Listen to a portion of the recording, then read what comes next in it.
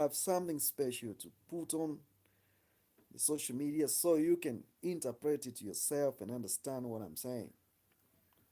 But at times I speak eloquently. Sometimes I hesitate, I stammer too, because I don't want to vomit words in my heart that will hurt you. So you have to bear with me sometimes.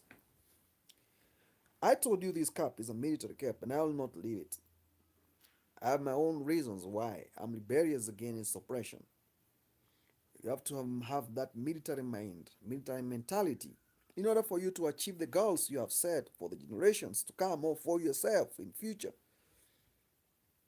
When I look at this situation in Niger, compromises, disputes, and incompetency in terms of their approach diplomatically to this matter that's affecting Niger, a country that is in Africa. We love it so much.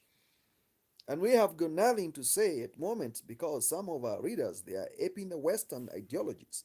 And we stand against Western ideologies because we don't believe in what they say. The world is at a tilt point, and we are holding grips, the pivotal grips that are giving us the equilibrium of the entire hemisphere. If this is going to happen, it must be African oriented. What is happening in Niger is catastrophic. A few weeks ago, the Junitas took over the power. Those Junitas, they were angry at their presidency, and they said he's not going to lead us anymore. They took their arms and held him hostage in his palace. Other nations in the West that are benefiting from illicit deals from that country, they started raising eyebrows. Reinstate the president. We want the president back. And when they say they want the president back, they're not saying it for the good reason or for the good cause of the welfare of the ordinary people, the people who owns the resources in that country. They are saying so because they want is an economic bloc that was established with intentions of creating opportunities within the region.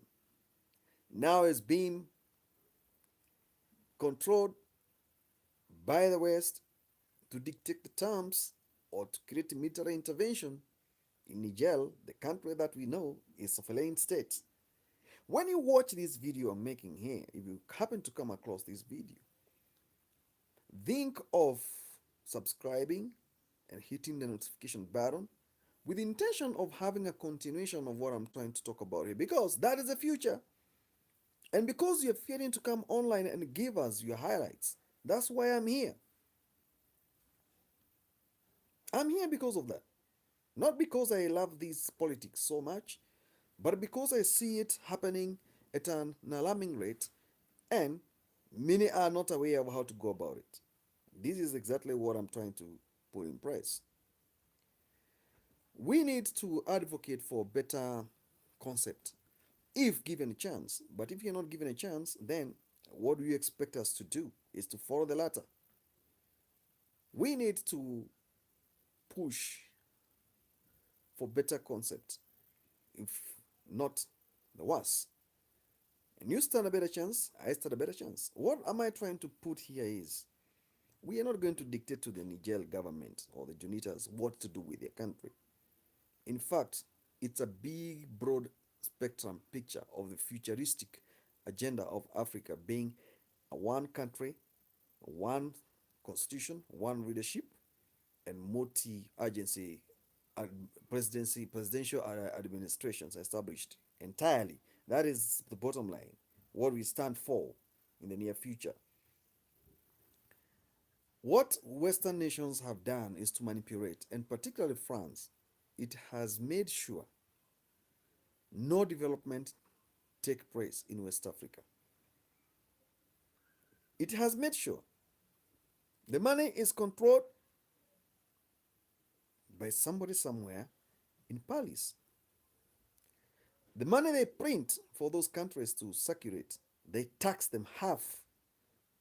How can you pay colonial tax and you call yourself an independent state. That is when his no development can take place in Western countries.